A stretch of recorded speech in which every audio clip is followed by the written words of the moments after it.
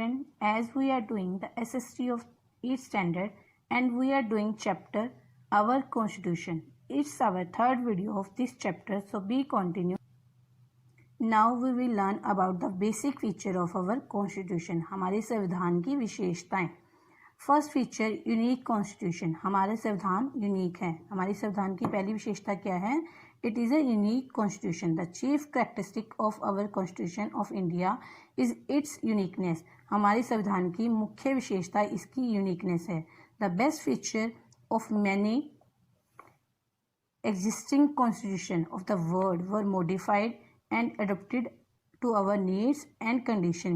जो हमारे संविधान में जो नियम्स और लॉज वगैरह लिखे गए हैं वो words the best feature of many existing constitution of the world. संसार के कॉन्स्टिट्यूशन संसार के मतलब भाव सभी देशों के कॉन्स्टिट्यूशन मतलब कि जो अच्छी बातें हैं उनको मॉडिफाई किया गया और फिर अडेप्ट किया गया according to our need and condition. हमारी ज़रूरतों और कंडीशन के अनुसार उन बातों को अडेप्टेड किया गया.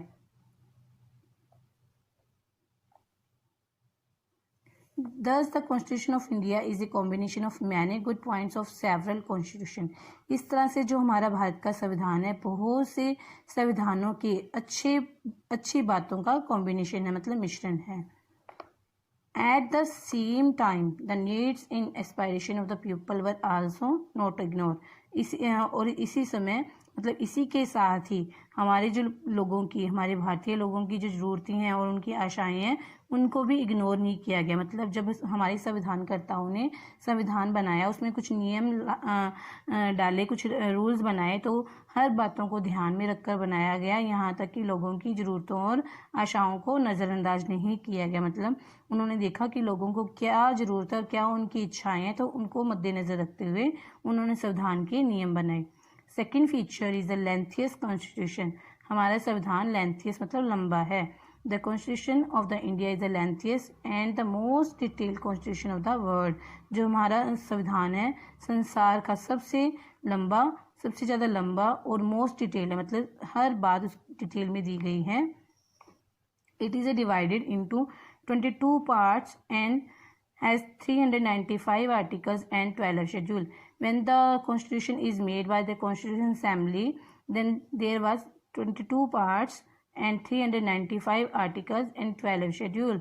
The Constitution Assembly spent 2 years, 11 months and 18 days to complete its final draft on November 26, 1949. जो हमारी कॉन्स्टिट्यूशन असेंबली थी जिसमें सरदार वल्लभ भाई पटेल, जवाहरलाल नेहरू और भी कई तरह के प्रोमिनेंट लीडर थे, उन्होंने ये संविधान का ड्राफ्ट बनाने के लिए जो कि 26 नवंबर 1949 को तैयार हो गया था उसको बनाने के लिए 2 साल 11 महीने 18 दिन लगाए. It was adopted and enforced on January 26, 1950. और यह बनने के बाद अडोप्ट और इन्फोर्स मतलब लागू किया गया. कब लागू किया? जनवरी 26 मतलब 26 जनवरी 1950 में यह जो ड्राफ्ट था लागू किया गया. Student listen, when the constitution is made by the constitution assembly then the part 22 but now at present 25 part and then 395 article but now article is 448. Now the question how the counting is increased because of amendment. क्योंकि हमारे संविधान में कुछ हम amendment करने की सुविधाएं दी गई, मतलब कुछ सुधार कर सकते हैं. उन सुधार होने के बावजूद इनकी संख्या बढ़ गई है शायद. Written constitution. Now third feature is written constitution. India's constitution is written constitution. हमारा भारत का संविधान है, रिटन है मतलब लिखा हुआ है, हर बातें इसमें लिख कर दर्ज की गई है. It was drafted and enacted by the Constitution Assembly specially elected for this purpose.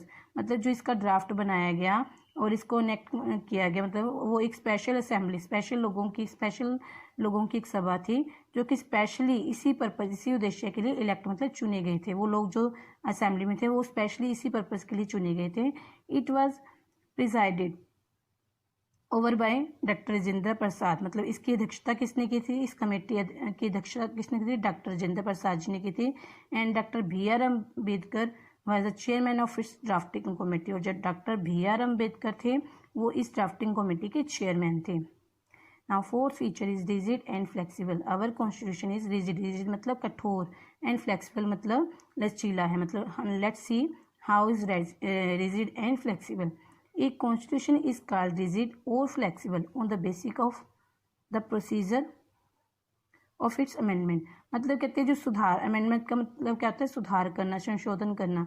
सुधार की प्रक्रिया के आधार पर जो हमारा संविधान है रिजिड और फ्लेक्सिबल दोनों ही है। ये तो रिजिड है, ये फ्लेक्सिबल है। मतलब a rigid constitution is one which can not be amended easily. Rigid मतलब कि रिजिड कॉन्स्टिट्यूशन का मतलब क्या है? हमारा संविधान में जो हम अमेंडमेंट करते हैं वो इजीली नहीं है, बहुत आसानी से हम वो सुधार नहीं कर सकते। On the contrary flexible constitution can be amended easily. और फ्लेक्सिबल का मतलब क्या है? हमारे संविधान में जो कुछ अगर सुधार करना भी पड़े, देश के भविष्य को सामने रखते, देश के अच्छे भविष्य को सामने रखते हैं, वह कुछ फ्लेक्सिबल करना भी पड़े तो वह हम कर सकते हैं, लेकिन वह इतना आसान नहीं है। The strength of a rigid constitution is that is stable and is guarantee against the changes. जो हमारे रिजिड कॉन्स्टिट्यूशन की स्ट्रेंथ है वो स्टेबल है, मतलब जितनी लंबाई है वो स्टेबल है, वो जल्दी से घट या बढ़ नहीं सकती। मतलब अगर इतने आर्टिकल्स वगैरह है तो जल्दी से घटाए या बढ़ाए नहीं जा सकते, ये बहुत समय लगता है इसके लिए। और क्या गारंटी देता है? अगेंस्ट चेंजेस की चेंज करने के विरुद्ध हमें गारंटी देता है कि जल्दी से चेंज नहीं हम कर सकते। Flexible constitution is consider progressive in nature and helpful in development of the nation. Flexible constitution हमें क्या कंसिडर, क्या बताता है कि अगर नेचर में कुछ प्रोग्रेसिव कुछ करना है, प्रगति करनी है, और कुछ नेशन में अगर राष्ट्र में कुछ डेवलपमेंट करनी है तो हम फ्लेक्सिबल कॉन्स्टिट्यूशन है हमारा तो कुछ सुधार किया जा सकता है। Keeping this in mind the constitution of India is a combination of both rigid as well as flexible. यह ध्यान में रखिए, हमेशा ध्यान में रखिए कि जो हमारा कॉन्स्टिट्यूशन है वो कठोरता, रिजिड एंड फ्लेक्सिबल दोनों का ही एक मिश्रण है। मतलब कठोर भी है और साथ साथ लचीला भी है। It is not is only separate document, ये अकेला पवित्र डॉक्यूमेंट ही नहीं है, दस्तावेज ही नहीं है। That is framework for democratic government. और इसी के साथ सेक्रेट तो है, ये पवित्र डॉक्यूमेंट तो हम मानते हैं संविधान, क्योंकि इसमें हमारे देश के सारे नियम दिए गए जिसके अनुसार हम सभी को कार्य करने होते हैं, इसलिए सेक्रेट डॉक्यूमेंट तो है ही। और उसी के साथ क्या है कि ये फ्रेमवर्क फॉर डेमोक्रेटिक गवर्नमेंट, जो लोकतंत्र सरकार है उसके लिए कार्य करने की एक योजना है कि लोकतंत्र सरकार को किस प्रकार से कार्य करना चाहिए। But also an instrument that may require modification. But ये एक ऐसे इंस्ट्रूमेंट भी है जो हमें मॉडिफिकेशन रिक्वायर करता है कि हम कुछ बदलाव इसमें कर सकते हैं। According there are 3 methods of amendment. अगर अमेंडमेंट हमें करना पड़ता है तो वो ऐसे इजीली नहीं है, बहुत रिजिड है, लेकिन फिर भी करना पड़े तो उसके अनुसार अकॉर्डिंग टू अमेंडमेंट, सुधार के अनुसार इसके 3 मेथड्स हैं कि 3 विधियों द्वारा हम कुछ सुधार कर सकते हैं। Now let's see that methods. Okay, B continue. Procedure of the amendment of Indian constitution. हमारी संविधान के जो सुधार के प्रोसीजर है वह क्या है और कितने हैं? By the simple majority method, by special majority method and special majority in ratification. We can do amendment by these 3 methods. First, certain provision of the constitution can easily be changed by pass the amendment bill by the simple majority. कहते simple majority के द्वारा कोई amendment bill pass हो जाए तो संविधान में हम सुधार आसानी से कर सकते हैं। which means the bill should be approved by the majority of the member present and both voting in both the houses of the parliament. Which means का मतलब क्या है? The bill should be approved by, bill जो amendment bill था वह कैसे approve किया जाएगा?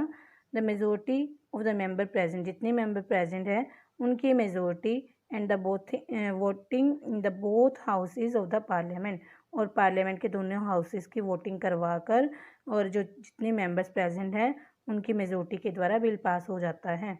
By special majority the amendment bill shall have to be approved by both the houses of the parliament। जो अमेंडमेंट बिल स्पेशल मेजोरिटी के द्वारा कैसे पास किया जाता है? दोनों हाउसेज, पार्लियामेंट के 2 हाउस होते हैं, 2 सदन है, लोकसभा राज्यसभा, इन दोनों के द्वारा पास किया जाता है। कैसे? Absolute majority of the total membership, जितने मेंबर है दोनों हाउसेज की उनकी एब्सोल्यूटली मेजोरिटी होनी चाहिए, मतलब काफ़ी लोग उस पर सहमत होने चाहिए। And second, 2/3 majority of the member present and voting, जितने मेंबर प्रेजेंट हैं उसके 2/3 मेंबर्स, मतलब 3, अगर 3 मेंबर प्रेजेंट है तो 3 में से 2 की हाँ होनी चाहिए तो अमेंडमेंट बिल पास हो जाता है। Most of the provision of our constitution are amended by this method. हमारे संविधान में बहुत सारी जो व्यवस्था है इसी तरह से ही अमेंडमेंट की जाती है, इसी तरह से सुधार किया जाता है। Third, special majority and ratification. After the bill is passed by special majority in both the houses of parliament, कहते पार्लियामेंट के दोनों हाउसेस की स्पेशल मेजोरिटी के द्वारा बिल पास होने के बाद it may be approved by the legislature of at least half of the total number of states, मतलब टोटल नंबर ऑफ स्टेट कहते हैं उसके बाद लेजिस्लेचर से द्वारा अप्रूव किया जाता है, जिसमें एटलीस्ट सारे स्टेट्स के कम से कम आधे मेंबर्स हो, सारे राज्यों के कम से कम आधे मेंबर हो। मतलब कि it may be approved by the legislature of at least half of the total number of state, मतलब जितनी भी हमारी स्टेट्स हैं उनमें जो लेजिस्लेचर होती है कम से कम आधी लेजिस्लेचर की उसमें सहमति होनी चाहिए, तब वह बिल पास हो जाता है। Whenever the need was felt, the Indian Constitution was suitably amended according to the relevant demand to achieve national goals or to eradicate certain evil practices. eradicate मतलब ख़त्म करना, evil practices मतलब अगर कोई बुरी समाज में बुराइयां चल रही है, बुरी क्रियाएं चल रही हैं, उनको ख़त्म करना। Now whenever the needs were felt, जब भी कभी संविधान में सुधार करने की ज़रूरत महसूस होती है तो वह किस आधार पे किया जाता है कि अगर नेशन देश के राष्ट्रीय कोई उद्देश्य, राष्ट्र के कोई गोल्स हैं उनको अचीव करने के लिए, या फिर समाज में कोई इविल प्रैक्टिसेस चल रही हैं उनको ख़त्म करने के लिए हम संविधान में सुधार कर सकते हैं, हमारे संविधान करता उसमें सुधार कर सकते हैं। Abolition of privacy purse, nationalisation of bank, reservation of for OBCs, right to information, right to education, reservation of seats in the local self bodies for women are some example which prove that Indian Constitution is dynamic। मतलब ये जो इतने सुधार अब तक हो चुके हैं सारे। एबोलिशन ऑफ प्राइवेट पर्स मतलब राजभत्ता में अब देखती हूँ, न्यूज़पेपर में देखती हूँ कि आज राजभत्ता लोगों का बढ़ गया या कम हो गया, मतलब किसी भी तरह। और बैंकों का राष्ट्रीयकरण होना, ओबीसी मतलब अदर बैकवर्ड क्लासेस के लिए रिजर्वेशन होना, right to information act pass हुआ, right to education act pass हुआ, reservation of seat in the local self bodies for women, local self body मतलब पंचायतों वगैरह में या फिर और कई जगह पर वोमेंस स्त्रियों की जो रिजर्वेशन हुई। मतलब इस तरह के बहुत सारे सुधार अब तक हो चुके हैं, इसमें तो भी काफ़ी कम दिए हैं लेकिन बहुत कुछ सुधार हो चुके हैं इतने लंबे समय में। तो इससे क्या पता लगता है कि हमारा जो कॉन्स्टिट्यूशन है डायनामिक है, गतिशील है। मतलब ये बिल्कुल ही वैसा नहीं है कि जैसा संविधानकर्ताओं ने 1949 में तब बना के हमें तैयार करके दे दिया था कि उसमें कोई सुधार ही नहीं हो, कुछ नया नियम ऐड ही नहीं हुआ, ऐसा कुछ नहीं है। तो समय के अनुसार, देश के उद्देश्य के अनुसार, अगर समाज में कोई बुराइयां ख़त्म करनी है उसके अनुसार तो कुछ ना कुछ उसमें संविधान में नए नियम बने हैं और कुछ पुरानों में सुधार हुए हैं। तो इस तरह से जो हमारा कॉन्स्टिट्यूशन क्या है डायनामिक है, गतिशील है, मतलब लगातार कुछ ना कुछ इसमें ऐड होता रहता है। It is an ample proof of our constitution to transfer India into truly secular socialist democratic and republic. कहते हैं ये एक बड़ा प्रूफ है जिससे हमें पता लगता है कि हमारा जो इंडिया का जो कॉन्स्टिट्यूशन है, संविधान है, क्या है, सेकुलर है, धर्म निरपेक्ष है, मतलब कोई भी धर्म मान सकते हैं। सोशलिस्ट है मतलब समाजवादी है, समाज की इसमें हर मतलब एस्पायरेशन को ध्यान में रखा जाता है। डेमोक्रेटिव है मतलब लोकतंत्र है, लोगों के द्वारा चुनी सरकार है। गणतंत्र है, मतलब ये हमारे संविधान में इतनी चीज़ें ऐड की गई। Now student I want to show you one thing. So see this, how the amendment have done. See this, do you know this do you know of next chapter? The Constitution of India also provide for the right to property as a fundamental right। कहते जो हमारे संविधान में जो right to property था fundamental right था पहले हमारा। द 44th अमेंडमेंट ऑफ 1978 में 44th सुधार हुआ, मतलब 44वां सुधार हुआ। Remove this right from the list of the fundamental right. जो हमें लोगों को राइट्स मिली हैं, अधिकार मिले हैं, उनकी सूची में से इस राइट टू प्रॉपर्टी के अधिकार को ख़त्म कर दिया गया। 1978 में 44वां सुधार किया गया जिसके द्वारा यह राइट टू प्रॉपर्टी ये ख़त्म कर दिया गया। Now these right 6 right 1 is removed, that is right to property, मतलब संपत्ति रखने का अधिकार ख़त्म कर दिया। मतलब पहले यह था कि लोग कितनी भी संपत्ति रख सकते थे, किसी के पास बहुत ज़्यादा हो गया, किसी के पास बहुत कम हो गया, तो ऐसा कुछ था। लेकिन बाद में सरकार ने ये नियम ये सब ख़त्म कर दिया, राइट टू प्रॉपर्टी ख़त्म कर दिया। अब मतलब कि जो भी लोगों के पास अगर धन ज़्यादा तो उस पर उनको इनकम टैक्स वगैरह देना पड़ता है, मतलब कि लोग अपना धन सरकार से छुपा नहीं सकते। Now see the one more amendment. See this line is also of your next chapter. It was in 1976. 1976 में क्या हुआ, जो हमारी फंडामेंटल ड्यूटीज़ जो हमारी अब 11 है, पहले 10 होती थी. हमारे जो कर्तव्य थे देश के प्रति कर्तव्य हैं पहले 10 होते थे, 11 हो गए. 1976 में क्या हुआ, the fundamental duties were added to Indian constitution through 42nd amendment.